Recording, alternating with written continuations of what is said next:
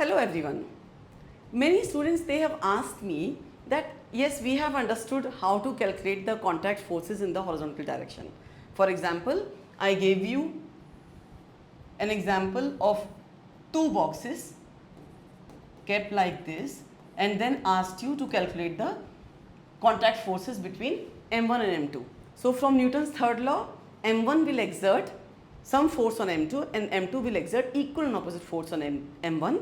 And how we have calculated that? By drawing the free body diagrams. But many students, they were getting confused to calculate the contact forces when the boxes are kept in the vertical direction. Or for example, three boxes are stacked and they are kept in the lift. Then how to calculate the contact forces between the boxes? So let us see that in this video.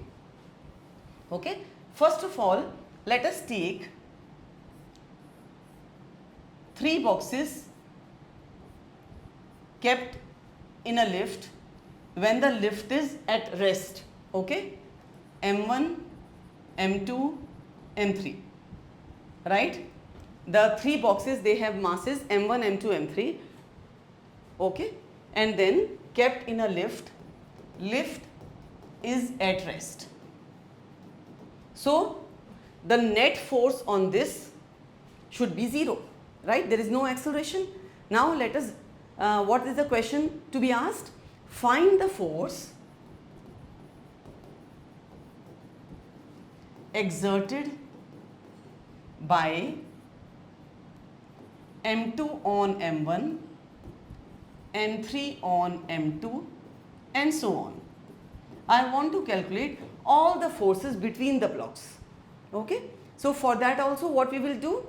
We will also draw the free body diagrams, and first we will draw all the forces, draw the free body diagrams, okay, and apply the Newton's second law.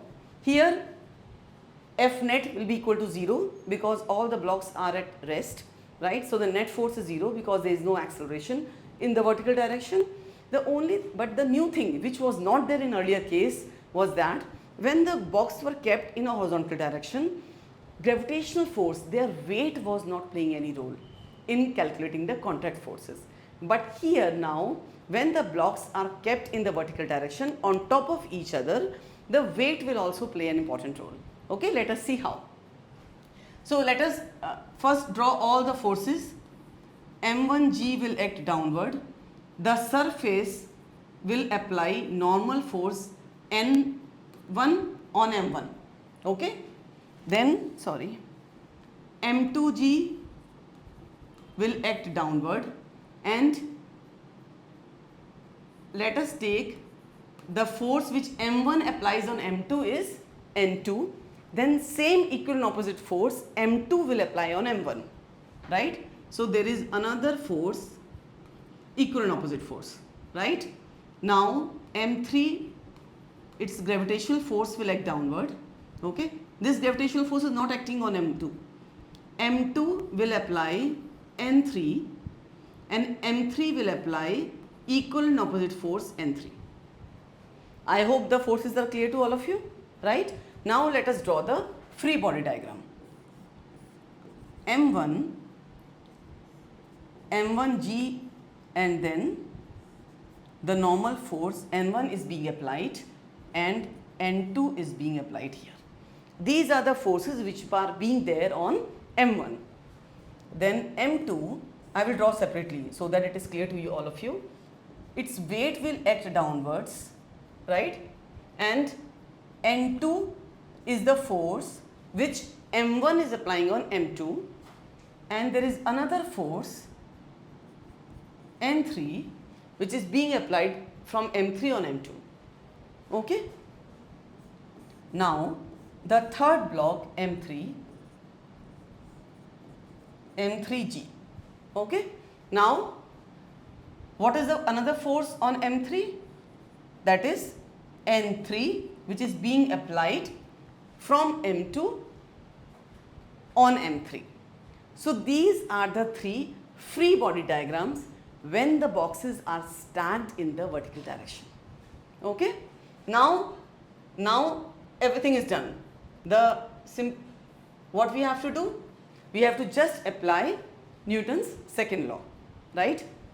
Because the lift is at rest, so the net force on M1 will be, total downward force will be equal to upward force, F net is equal to 0. That is equal to, so N1 will be equal to N2 plus M1G, equation number 1. Second equation on M2 will be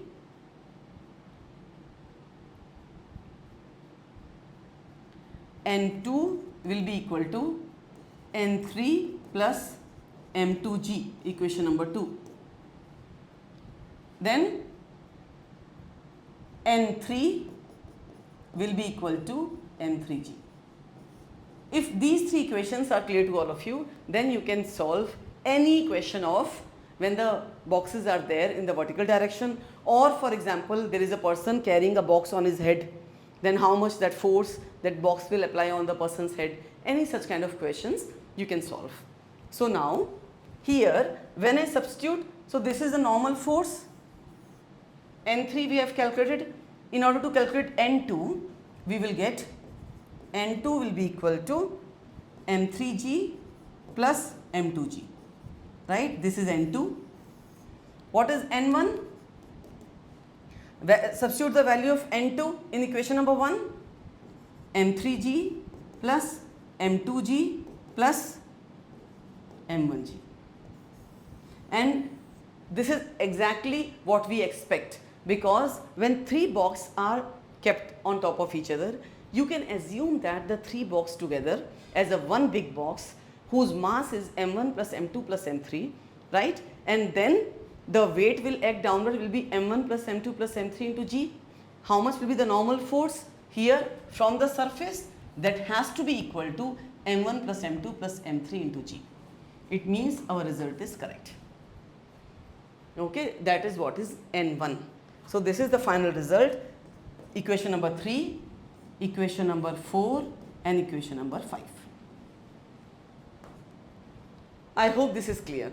Now for example, if this lift is accelerating upwards, no problem, exactly you will write the same equations. The only difference will be there, for every block you have to use F net is equal to M into A. Okay, so how do we do that? Let me write the equations. So here so when the lift is accelerating upwards with an acceleration A, okay. So what will be the difference here in equation number 1? What will you get? It is upward force is how much on M1? N1 minus, so these two forces will go on the left hand side. So you will get N1 minus N2 plus M1G is equal to M1 into A. The equation will be modified like this. That's all. Okay. So here the forces were balanced. If A is 0, these two forces were balanced. Upward force is equal to downward force. But here now when the lift is accelerating upwards, here the lift was at rest. Okay. Now the lift is accelerating with A. First equation will change to this. Second equation, N2 minus N3 plus M2G is equal to M2 into A. Then third equation, M3 minus M3G, that will be equal to M3 into A. So these are the three equations you will get when the lift is accelerating upwards with an acceleration A. Right? And then again, how many constants are there? M1, M2, M3 are known. A is given. There are three equations, three unknowns, N1, N2, N3. You can calculate. What you have to do? First you find the value of N3 from the third equation. N3 will be equal to M3 A plus G. Right? So this is equation 5, 6. Equation 7. N2 will be equal to M2 into A. So only this is the additional part, right? M2 A plus G plus M3G. Correct? Okay, so N2 will be this plus M2A. This is the additional term, rest all will remain same. M2A plus M2G plus N3. N3, the value of N3 is M3A plus G. Sorry, here also you will get A plus G, because N3 value will also change. So you will get here N2 will be equal to M2 plus M3 into A plus G. Okay, I hope this is clear.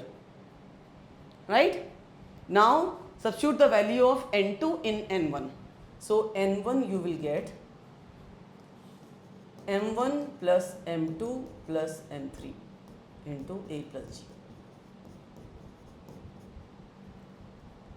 So these are the values of the contact forces.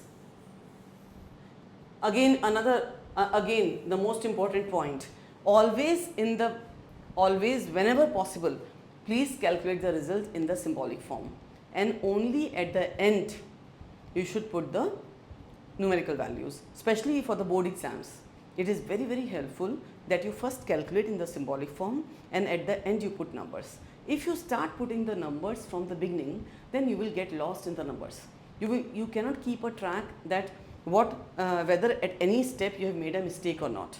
Okay, so you should always calculate first in symbolic form. This we call the answer is in symbolic form, and then for example, if they have given you the values of M1, M2, M3, A and G, G we already know, masses and the acceleration, just substitute the values, and at the end in one step you can get the numerical value of that parameter, whatever they have asked. Okay, so we'll stop here. I hope this was useful, and if you have any questions, anything, you can always post in the comments. I'll reply to that. Okay, see you all then.